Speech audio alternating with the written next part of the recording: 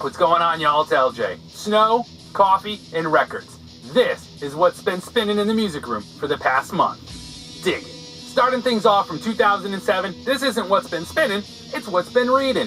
From 2007, here's Alice Cooper's Golf Monster.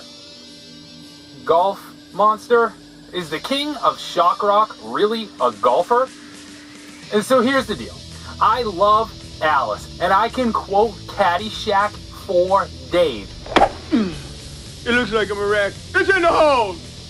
But I hate golf. Sorry.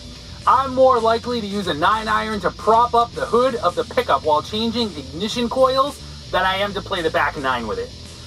Now, written with full transparency, with nothing held back, I learned more about Alice than I ever hoped to know. This is more a story about his personal demons, and he beat them all, go Alice, and personal life than it is about the albums themselves, which I would have liked a bit more. That's just kind of what I like to read. How were the albums made? What were the specifics? What was going through your head? How did the songs come about? That kind of thing.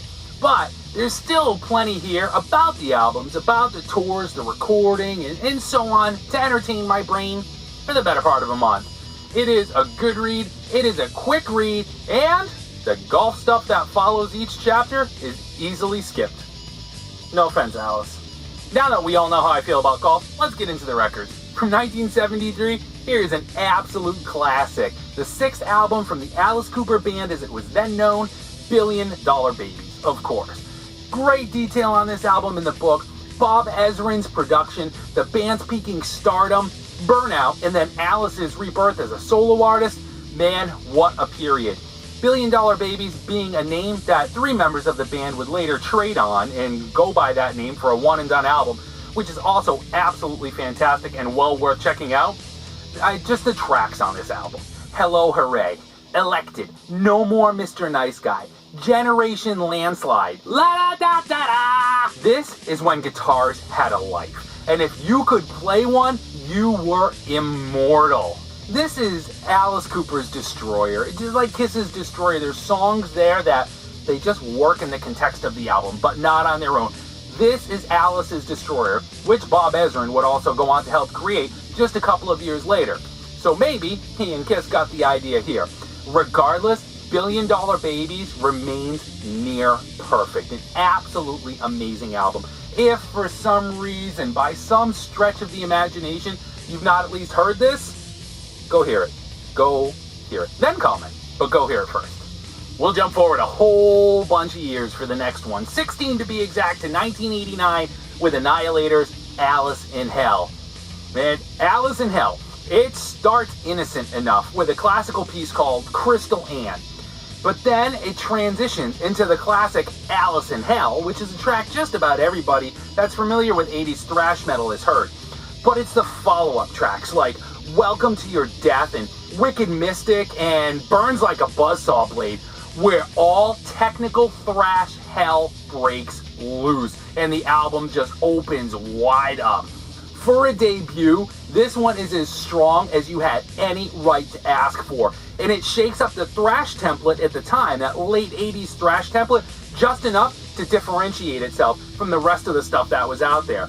I love the vocals on this album. Snarling, perfect thrash vocals from Randy Rampage, a garage full of riffs from Jeff Waters, just exploding.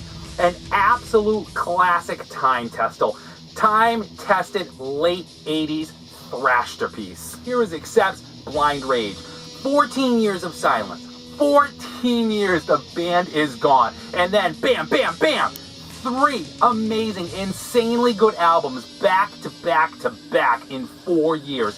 Modern classic. This one starts off with a track called Hung, Drawn, and Quartered, which kicks it off with a reckless energy, not unlike the opener from 1982's Restless and Wild called Fast as a Shark. Full of infectious, heavy tracks, just anthem after anthem, one after another, like Revolution, The Quick and the Dead, and Against the World.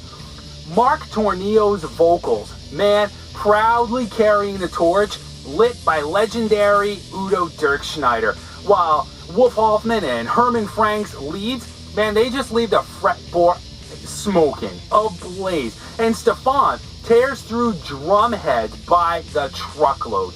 This is 2 LPs of old school rage with just a hint, thankfully, of modern production. Because really, if it ain't broke, don't fix it, y'all. You honestly can't let a month go by without listening to some new wave of British heavy metal. From 2013, for this release anyways, here's Virtue's We Stand to Fight. Who are Virtue, if you're not familiar? And if you're not, I get it. They weren't exactly the next big thing. Let me paint a picture for you. Think Diamond Head. Think Jaguar. Think early Tokyo Blade. Think early Tigers of Pantang, or even early Iron Maiden, the first 2 Maiden albums. Then, think Virtue. Paint dry. Between 1985's We Stand to Fight single, a 7-inch, and 1987's Fool's Gold demo, Virtue, criminally, only ever released 5 tracks. High energy, wickedly authentic, new wave of British heavy metal tracks. Rare as they have every right to be these days, No Remorse Records, thank you No Remorse, grabbed them all along with brand new liner notes from singer Tudor Sheldon and serves them up with a side of very bright yellow. Grabbed this one fast when it came out a few years ago, and it's been a constant on the turntable ever since. Sticking with the new wave of British heavy metal, from 1980, here is Witchfyne's debut, Give 'Em Hell. Pure new wave of British heavy metal, start to bloody finish. And an absolute underground classic, one of the greatest new wave of British heavy metal albums ever recorded. Start with the vocals, man. Steve Bridges, haunting, ever so slightly evil vocals, just tailor-made for the genre. If you know new wave of British heavy metal vocals, you know what fits. Steve Bridges just sets the bar right here. It's one of those albums where every track just gets better than the one before it, and the one before it was already brilliant. This reissue adds a couple of bonus cuts, which, you know, you can't find that much about them. Every time I spin this, I grab it off the shelf, I love it, and then I kind of look to dig up detail on the bonus tracks, Telestai and Wake Up Screaming. They seem to be from the album sessions when this was recorded, and for some reason, they got stripped from the original release. No idea why, they are fantastic. And you know what, there are a ton of fantastic tracks here. Ready to Roll, Leaving the Deer, Getting Heavy. Man, Give 'Em Hell is the new wave of British heavy metal Bible. Jumping forward a decade and changing genres on you. From 1990, here's Obituaries, I love that artwork, Cause of Death. And so we know I'm wickedly picky about death metal. But this is the one I bought when it was new, when the genre was fresh, and when I dove headfirst into death metal.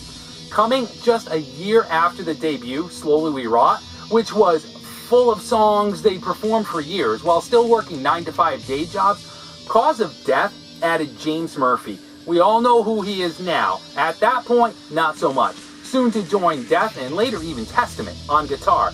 The band now kind of focusing full time on Obituary, slowing it down slightly, but no less menacing, built huge songs, wrote lyrics as opposed to growls, and they created a template for the genre in the process.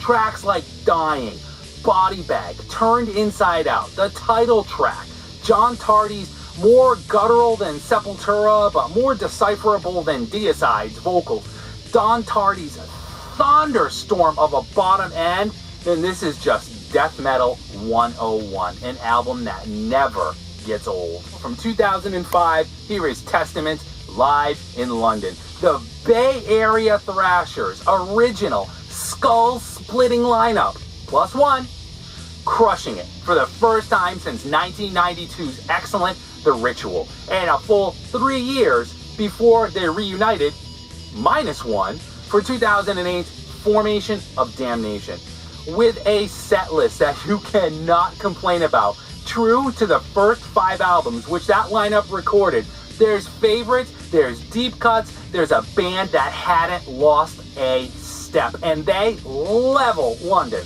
like a tsunami. Clocking it at just over an hour. It's heavy, it's intense, It's executed with precision, and man, is this album mastered to perfection. It is thunderous. If there's one thing this record does wrong, it's that it eventually ends. Solution? Play it again. Jumping down off the metal pedestal for a minute, from 1985, here is The Cult. I'd be lying through my teeth if I said I didn't absolutely love 80s rock. The Cult are just fantastic, especially at this point. Enough of that. This is the second album, and man, what a major change in direction from a band that refuses to be pigeonholed, and is also responsible for 3 of my all-time favorite 80s rock albums, back to back to back. Oops, see, there I go. I pigeonholed them, and again, you can't. What are they then? Are they psych? Are they hard rock? Are they goth rock? Are they post-punk? You know, never mind. Because when the needle hits track 1, side 1, you are immediately enveloped in Ian Astbury's Jim Morrison meets Glenn Danzig swagger. Billy Duffy's jangly but heavy melodies and razor-sharp solos. Stadium-sized, epic tracks. Nirvana, Big Neon, Glitter, Love, She Sells Sanctuary, Revolution, and Rain. They just flow by. And then, the epiphany. You can call it whatever you want. It just kicked your ass. The last one in the stack of things that came off the shelves and on the turntables this past month, from 1982, here's an album I absolutely love. This is the Chesterfield Kings. Here are the Chesterfield Kings.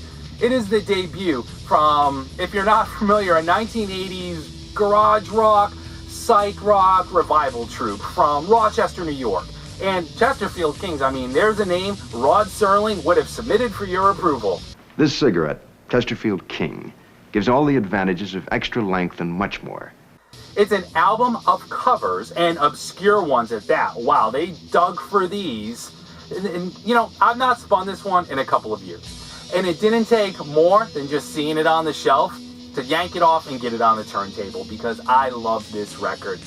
Jangly, fuzzed out guitars, harp blowing, snarling, and a touch of surf, and not too much of it, clocking in at more or less 2.5 minutes per song. And it is absolutely hard to disagree with John Lee Hooker's assessment on the back cover. These boys sound like the Rolling Stones. He nailed it. Killer record. And so there you have it. That's what kept the turntable in my ears warm and fuzzy for the past month. Feel free to leave a comment below if you have one. Suggest something to pull off the shelf for next month. Let me know what you thought on one of those. And I'll see y'all in the next video. Later.